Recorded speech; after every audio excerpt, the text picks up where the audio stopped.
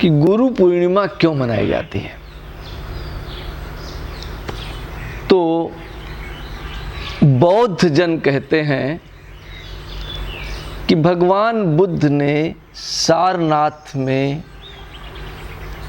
सबसे पहले उनका अपना पहला जो प्रवचन था वो इस दिन किया गया था। जो वैष्णव जन हैं उनका एक अलग तर्क है। वो क्या कहते हैं कि भगवान व्यास का, महर्षि व्यास का जन्म इस दिन हुआ था। और वो ये भी कहते हैं कि महर्षि व्यास ने इसी दिन चारों वेदों को पुनः संकलित किया था और इसीलिए महर्षि व्यास का एक नाम वेद व्यास भी है। फिर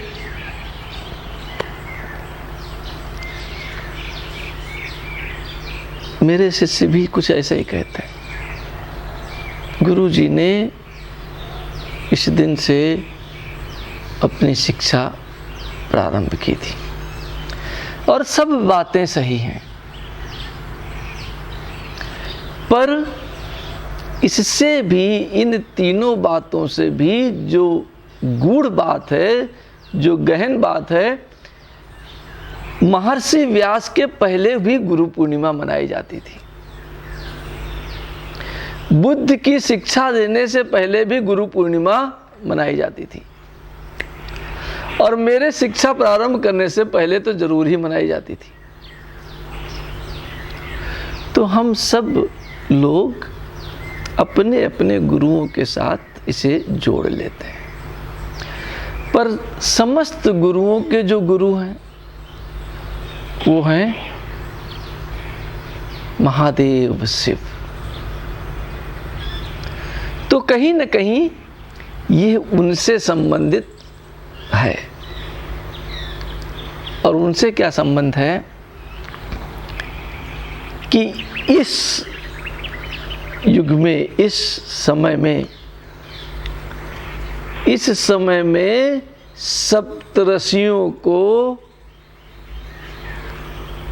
आज के दिन से, गुरु पूर्णिमा के दिन से, आषाढ़ की जो पूर्णिमा है इस दिन से शिव ने सप्तऋषियों को तत्व ज्ञान दिया था। इसलिए उस दिन से हम इसको विजडम डे के रूप में मनाते हैं, ज्ञान दिवस। संसार में 3 प्रकार की ऊर्जाएं हैं और इन तीनों प्रकार की ऊर्जाओं का उपयोग मनुष्य करता है। ज्ञान, लक्ष्मी, धन और बाहुबल। इन तीनों को ऐंग, रींग, क्लींग द्वारा परिभाषित किया जाता है। इसमें सर्वश्रेष्ठ और सबसे पहला प्राप्त करने वाला जो ऊर्जा है वो ज्ञान ही है। और ज्ञान क्या है? ज्ञान जो है 3 प्रकार का है। एक प्रकार का ज्ञान जिसको आप सूचना कहते हैं, दूसरे प्रकार का ज्ञान जिसे आप ज्ञान कहते हैं, और तीसरे प्रकार का ज्ञान है जिसे हम विवेक कहते हैं। विवेक ही सच्चा ज्ञान है और विवेक है अपने आप को ढूंढने की शुरुआत करना। ठीक है, सब कुछ तो हम ढूंढते हैं, पेन ढूंढने लगते हैं, पेपर ढूंढते हैं, पति खो जाता है तो उसे भी ढूंढते हैं, बैल खो जाए तो भी ढूंढने लगते हैं, पर जो खोया हुआ है उसे तो ढूंढते ही नहीं। और खोया हुआ है स्वयं, स्वयं को जानने की आवश्यकता है, स्वयं को ढूंढने की आवश्यकता है। और भगवान शिव ने पहली बार इसी दिन वशिष्ठ, विश्वामित्र, याज्ञवल्क्य, भारद्वाज आदि सप्त ऋषियों को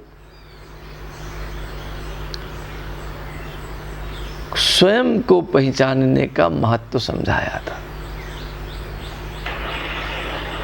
और तभी से हम इस दिवस को गुरु पूर्णिमा के हिसाब से मनाते हैं, ज्ञान दिवस के हिसाब से मनाते हैं। अगर आप पुरातन हिंदू संस्कृति को समझें, पुरातन संस्कृति को समझें, वैदिक संस्कृति को समझें, तो इस दिन का बड़ा महत्व है।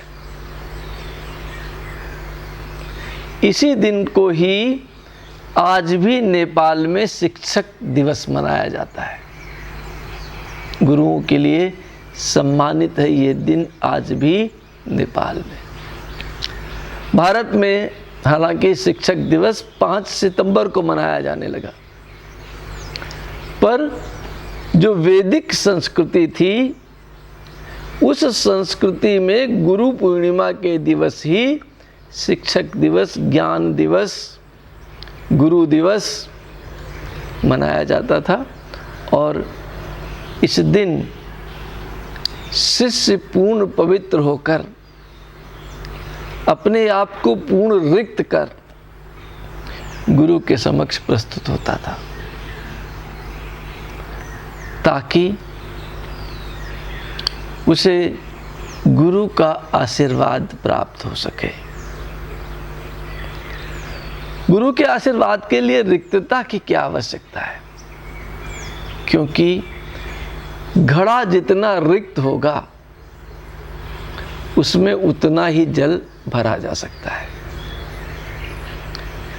अगर आपने पूर्ण रूप से रिक्त कर दिया तो पूर्ण रूप से आप उस जल को भर सकते हैं। यदि थोड़ा ही रिक्त किया तो थोड़ा भरेंगे और फिर बाकी जो है वो वहीं का वहीं रहेगा। तो इग्नोरेंस को, अज्ञानता को पूर्ण रूप से समाप्त करने के लिए रिक्तता की आवश्यकता है। इसीलिए ब्रह्मा विष्णु महेश में एक सृजन करता है, एक पालन करता है, तो एक संहार करता भी है। क्योंकि बिना संहार के तो सृजन हो ही नहीं सकता। पुराने घर पर नया घर नहीं बन सकता, उसको तोड़ना पड़ेगा। तो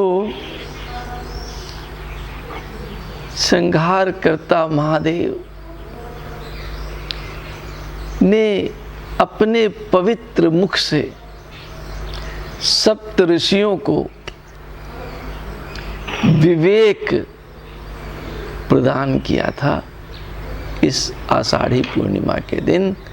और इसीलिए इसको हम पर्व के रूप में मनाते हैं और शिव के प्रति अपना आदर व्यक्त करते हैं।